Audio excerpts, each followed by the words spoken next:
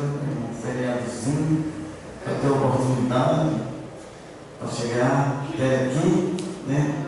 Tudo isso somos gratos a Deus, mas grato ainda em saber que Jesus está voltando e nós estamos esperando Ele a qualquer momento para cear lá no céu.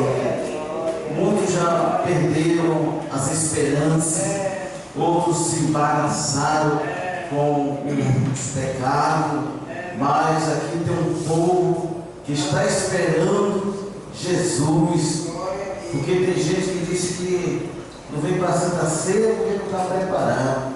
Se a pessoa não está preparada para tomar uma Santa Ceia, também não está preparado para o arrebatamento da igreja, né? Não está preparado para a vinda de Cristo. Eu quero trazer aqui a nossa meditação. Jesus, que no livro que Evangelho segundo escreveu São Mateus, capítulo 17, diz assim, no ano,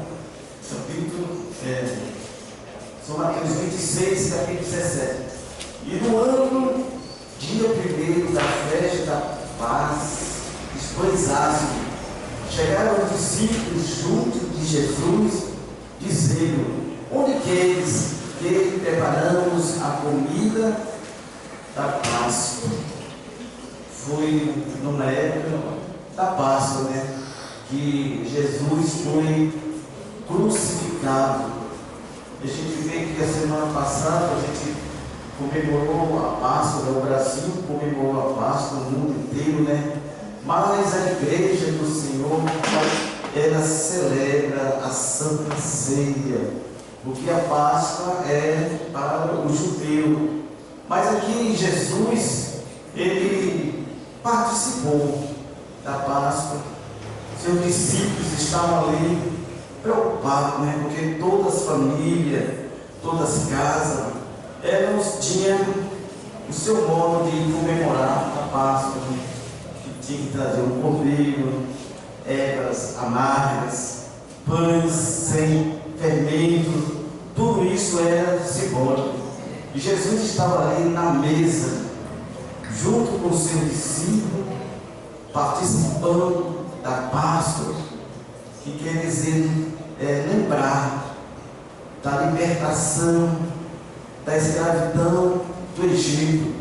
É por isso que se comemora a Páscoa. É o povo de Deus lembrando que era um escravo, mas Deus Todo-Poderoso libertou o povo. E o povo é grato a Deus, porque saiu do Egito com mão poderosa. Naquela época, o Egito, ele simbolizava a maior potência mundial, e era uma nação poderosa. E você vê que até os dias de hoje ainda tem coisas do Egito, né, que a humanidade não sabe ainda decifrar o poder tão grande que era o Egito. Mas mediante a celebração da Páscoa, Jesus ali ele toma a frente e diz que essa é a nova aliança no seu corpo.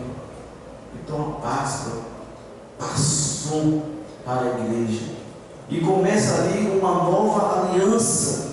E Jesus ele dá como exemplo o pão, simbolizando a si mesmo, porque ele é o pão da vida, o pão que nos alimenta para nos manter de pé. Jesus chegou um momento que disse que aquele que não comer da sua carne não teria parte com ele. Na Páscoa se rasgava ali um cordeiro com alimento, mas Jesus ali naquele momento ele simbolizava um cordeiro que tira o pecado do mundo. Glória a Deus. Por isso que na Páscoa, Jesus foi crucificado como cordeiro, como ovelha muda. Ele não abriu a sua boca.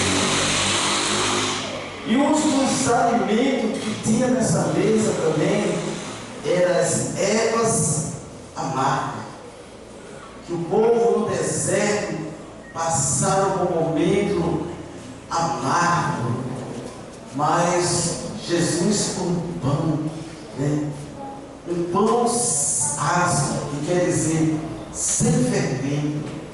O fermento ele simboliza o pecado. Por isso Jesus ele condenou os fariseus. Jesus disse: não escutai as doutrinas dos fariseus, porque eram doutrinas pão com fermento. E hoje, irmão, a gente contempla um momento em que o Evangelho ele tem se expandido no Brasil, no mundo, e a gente fica alegre por isso, mas a gente fica triste por outra parte, porque estão colocando fermento na palavra, estão acrescentando aquilo que não está na palavra, estão desmentindo, derrubando a palavra, e isso entristece a muitos, isso escandaliza o verdadeiro Evangelho. Mas que nós possamos, irmão, estar pronto, preparado para ouvir um falso mestre, uma falsa profecia e identificar: isso é falso, isso está errado, para que você não vá para o céu errado, para que você não viva sob um ensinamento errado. Jesus ele nos advertiu: um dos sinais dos últimos dias se levantaria muitos falsos profetas. E hoje a gente vê pela internet muitos falsos profetas, homens sem caráter, mentirosos. E a gente tem que estar, irmão, alerta para identificar aquilo que é falso. Homens que enganam, que eles não têm medo mais de falar uma mentira, porque eles sabem que vão para o inferno e quer levar muitos. Por isso que Jesus ali, ele é o pão, e o pão também, ele simboliza o verbo, a palavra, para que nós possamos se alimentar da palavra de Deus. Quem realmente lê a Bíblia nunca vai se enganar, sempre vai saber identificar uma mentira. Mas tem pessoas que não lêem a Bíblia, não vêm para a escola dominical, não vêm para os cultos de doutrina, não vêm para a aula de teologia, aí ouve uma mentira, não sabe identificar que aquilo é mentira e começa a acreditar naquela mentira. Por isso que Jesus disse que nem só do pão viverá o homem, mas de toda a palavra de Deus. Nós precisamos, irmão, nos fortalecer no conhecimento da palavra de Deus. Nós fomos chamados por Deus para nos alimentar da palavra. Isso realmente nos fortalece. Isso realmente nos põe de pé. É o alimento da palavra de Deus. Mas se a gente fosse alimentar de historinhas, de fábula, de filosofias, isso nos abate, isso nos entristece, porque é uma palavra sem o Espírito. Mas a palavra de Deus, ela é viva, ela é eficaz. A palavra de Deus, irmão, ela identifica a mentira. Glória a Deus. E ali os discípulos estavam tristes, mas Jesus sabia que ele tinha que cumprir aquilo que estava escrito sobre ele. E quando nós, irmãos, celebramos a ceia, nós estamos dizendo: Jesus venceu, Jesus é o mais forte, Jesus venceu a morte, e nós também vamos vencer, porque nós estamos crendo nele. A Santa Ceia, ela nos lembra, irmão, o momento da cruz, o momento ali que o sangue de Jesus é derramado. Na Páscoa foi derramado ali o sangue de um cordeiro, e aquele sangue era passado nos umbrais da porta, para quando viesse o anjo da morte, ele passava por cima. Mas agora, na nossa vida, tem o sangue de Jesus na tua vida. O diabo, quando olha para você, ele sabe que não pode te vencer, ele sabe que não pode contra você, porque ele vê o sangue de Jesus.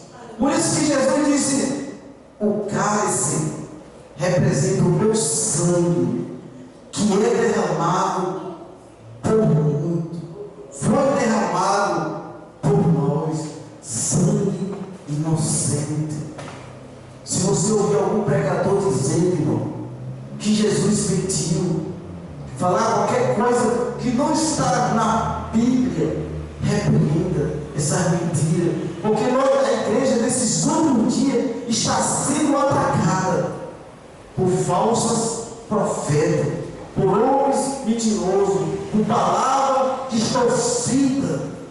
Por isso que a gente vê a igreja fraca, porque em muitos lugares não estão comendo o pão asmo, que é o pão sem fermento, estão comendo pão com fermento, o qual Jesus condenou. Mas que nós possamos estar prontos, esperando Jesus voltar, porque a Santa Ceia também, ela aponta para a volta de Cristo. Jesus disse: fazer isso até que eu venha. Então a gente não pode desistir de estar na Santa Ceia. A Santa Ceia não é para quem é santinho, para quem não peca. A Santa Ceia é para quem é sincero, sincero com Deus, que reconhece que errou, reconhece que falhou, reconhece que pecou, e o sangue de Jesus, ele vos purifica de todo o pecado.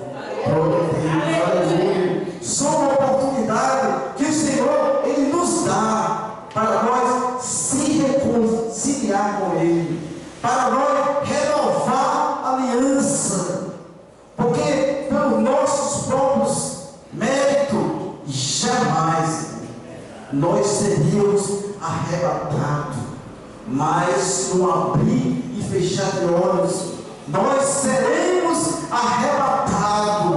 Glória a Deus, porque nós temos fé, é a nossa esperança. A nossa esperança é a volta de Cristo, é a volta de Jesus. A nossa esperança não é que as coisas vão melhorar, pelo contrário, as notícias que nós estamos sabendo é que as coisas vão piorar. Vai piorar. Houve um apagão na Europa e vai chegar no Brasil também. Quem tem medo de escuro, compre essa lanterna policial, que é só bem potente, vai 600 metros, bem curtinho. Procure se organizar, porque vai chegar também. É um reset. A terra vai dar um reset, reiniciar.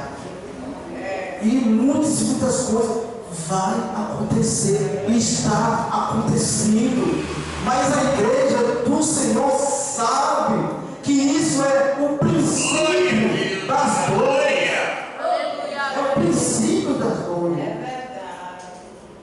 Os discípulos perguntaram: mestre, quais são os sinais da sua vida? Naquela época os discípulos estavam também preocupados. Jesus disse: perseguição, fome, falsos mestres, muitos virão em meu nome. Muitos virão, não vão dizer que é o Cristo, que é Jesus. Isso é sinal da volta de Cristo. E muitos estão, irmão, desapercebidos. Porque Jesus falou que, como foi nos dias de Noé, assim será também a sua vida. No tempo de Noé, irmão, ninguém acreditava na pregação, ninguém acreditava na palavra, achava que Noé ficou caduco, velho abestalhado, achava impossível uma inundação. E hoje não é diferente. A gente vê muito o Evangelho se expandindo, mas o mesmo número que cresce é o mesmo número que diminui. Porque quando a gente sai para evangelizar, só se encontra desviado. Tem mais desviados do que pessoas que nunca foram para a igreja. E a gente pergunta a essas pessoas: por que você não quer mais voltar? Qual é a resposta que elas dão? Porque estou sem força. É a mesma coisa de Sansão. Brincou com Deus, brincou com o ministério, brincou com a unção que Deus deu lugar ao pecado, brincou com seus inimigos. E o que foi que fizeram com Sansão? Sansão não percebeu que o Espírito Santo saiu dele, e ele brincando, e matava leão, e arrancava a porta da cidade, e matava o menino conquistado. Mas por outro lado também Sansão brincava com o pecado. Quando Sansão foi namorar, pensa que ele escolheu dentro da igreja. A visão dele nesse sentido era distorcida. Pai, eu quero arrumar um namorado. Vamos lá, meu filho. Naquela época era assim. Quando se ia namorar, falava com o pai, falava com a mãe: mãe, achei ali um gatão, achei ali uma gatinha, vamos lá. Quando o pai chega na casa dos filisteus, na casa do inimigo, o pai diz: tá ficando miúdo, né? Na casa do Senhor não tem não, né? Tem que ser todo mundo, né? Ah, mas me agradou aos homens. Ei, nem tudo que agrada os homens vai me fazer feliz. Foi o princípio da infelicidade de Sansão, foi isso. E aquela garota de Sansão arruma, do vale do inimigo, começa a ser comprada, para saber qual é o segredo, para saber de onde vem a força de Sansão. E Sansão abestalhado, achava que, eu pego, nunca vai acontecer nada, eu pego, estou do mesmo jeito, mas vai chegar um momento e vai ficar igual a esses que estão lá no mundo, não tenho força para voltar. É diácono, é presbítero, é pastor, mas já foi um grande homem de Deus e hoje não tem força, não tem força para voltar.